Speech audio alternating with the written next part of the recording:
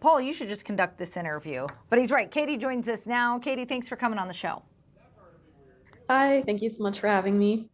Okay, talk to us about your project, about this Audubon mural project and what you've got going on in Hopkins. Yeah, so the mural project, as Paul said, is part of the Audubon mural project. And this is highlighting species of birds that are especially vulnerable to climate change. And all the species in the mural are local to Hopkins, Minnesota. And you can see them if you're a birder, you can see them if you're on a hike. So I'm hoping that these species will be recognizable to birders, but also inspire curiosity and interest in birds in the natural world in folks that aren't already birders. This is not the first Audubon mural. There are many others. Talk to me about how widespread this project has become. Yeah, there's three Audubon murals already in Hopkins. It's been a really amazing effort. I think those were installed last year, and the one I'm working on is the new one for this summer. And yeah, it's just a really great way to utilize public art and celebrate birds and the many different ecological connections that celebrate their wonderful role in the natural world and the joy that they bring us humans. We do have a rendering on the screen now. It's beautiful. It looks like you really want to depict just the role that birds play in the ecosystem. Can you describe what you were trying to convey with this mural? Yeah, thank you. This is one of the initial sketches. So the final design has changed just a little bit, but it is essentially the same, where there are bookends, two birds on each end. Those are the eastern whippoorwill, and they are a nocturnal species. So they're hunting for moths and insects at night. And a Luna moth is depicted in the mural, which is one of their prey items. And then the Luna moth's host plants are also depicted. So we have evening primrose and blue phlox.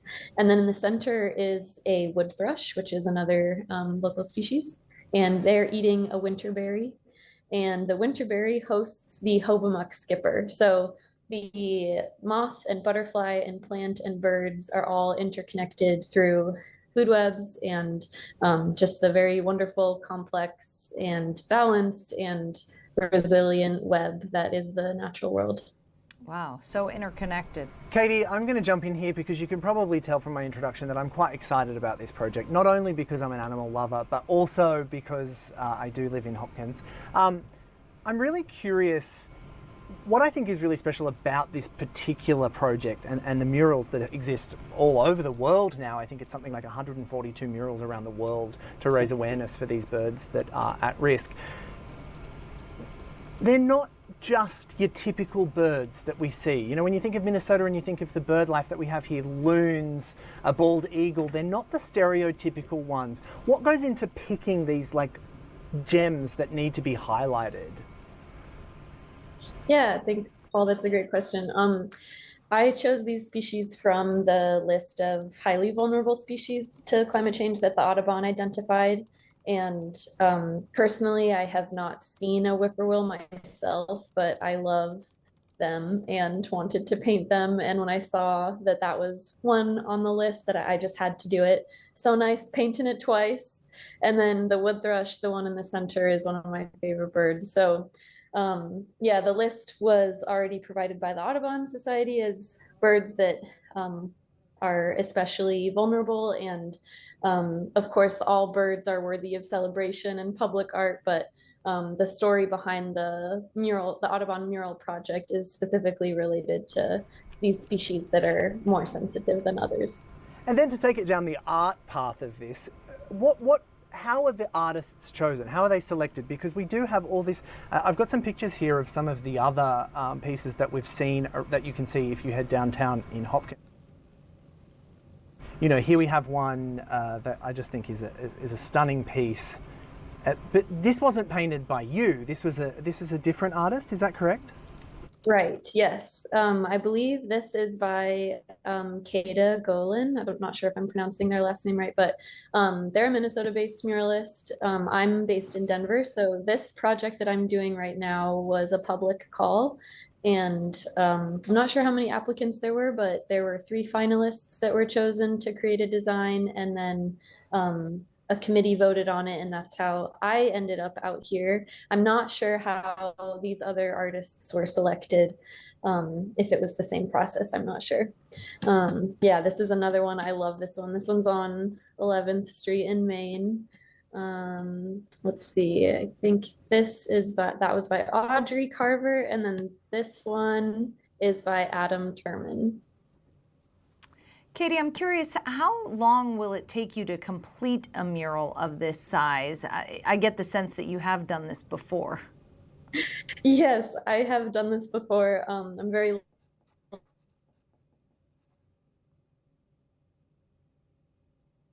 art and illustration. Sorry, Katie, we are having issues with... This take 3 weeks and through the end of next week. Katie, we might have to get you to tell us that again. We just had a little glitch in our Zoom. Zoom has been letting us down a little bit today. It's not just you. So Courtney's question was, how long is this piece of artwork? Just to give context, we're 80 feet by 20 feet on the side of the City of Hopkins Public Works building. That's no small feat to attempt. Right, yes, it's a large one. It'll take about 3 weeks. 3 weeks. Wow. Well, Katie, Michael, we so appreciate you joining us. When do you start? When do you start painting? I have been working on it now for a little over a week. So today I just started painting one of the whippoorwills. Okay. When should Hopkins residents expect to see the final product? End of next week. End of next week. Wow, you work quick. Are you doing it as a time lapse? Are you time lapsing this? Are you capturing this process of the paint going on and this whole piece of work coming to life? You know, I try my best to capture photo and video, so I'll be taking some for sure, but a really awesome local photographer, Bob Matokson, has been visiting, so he'll be documenting it for me. Very generous and creative fellow, so there will be things to see for sure. Maybe can you connect us with, when we get off here, if you can connect us, we'd love to see some pictures as this comes to life, and we'll keep everyone updated on this mural that's going on the side of the City of Hopkins Public Works building. Katie, I am curious before you go. I mean, you're clearly passionate about this. Do you go birding yourself? I mean, do you go out and... Oh yes, I am a certified bird obsessed person, and my background actually before doing art full time was in field research and science communication. So I've worked for the Golden Gate Bird Alliance and in Colorado volunteer for the Bird Conservancy of the Rockies. So can't keep me away from them.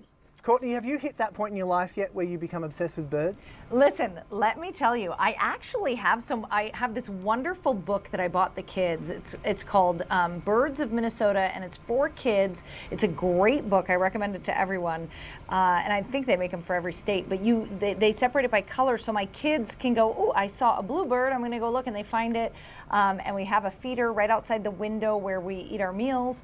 And so we are quite obsessed with our local bird population in my house. So I'm not an expert. We don't go out looking for birds, but let me tell you, my 6-year-old can name every type of bird that at least is in the Minnetonka area. So that's incredible. I love, just a quick story here. I was a little bit of a reluctant to admit that I'd become a birder.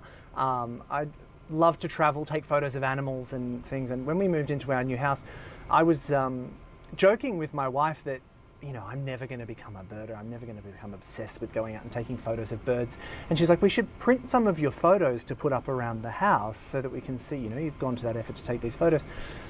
And I sent them to the printer, and then she came back laughing her head off at the end of that day. She takes out all the photos and she's like, you were saying earlier today that you don't want to become a birder, but this is a photo of a bird. This is a photo of a bird. This is a photo. You picked pretty much exclusively photos of birds to put up around the house. So I think it happens to all of us. what he's not telling you, Katie, is that him and his wife met at a birding singles event. That's incredible. I mean, you know, I think that makes it even more fun. What he's not telling you, Katie, is that him and his wife met at a birding singles event. I think it happens to all of us. What he's not telling you, Katie, is that him and his wife met at a birding singles event. No, that is not true. That is absolutely not true. We met in a hostel in Portugal. No, that's a story for another That's time. a story for a whole other time, Katie. We won't get you involved. But thank you. There were probably birds there. There probably were. We really appreciate you taking the time to come and chat to us, and we look forward to following the story as this mural goes up on the outside of that building, that massive painting that you're doing, massive mural in Hopkins. So thanks so much. Thanks for having me. Thanks, Katie. Appreciate it.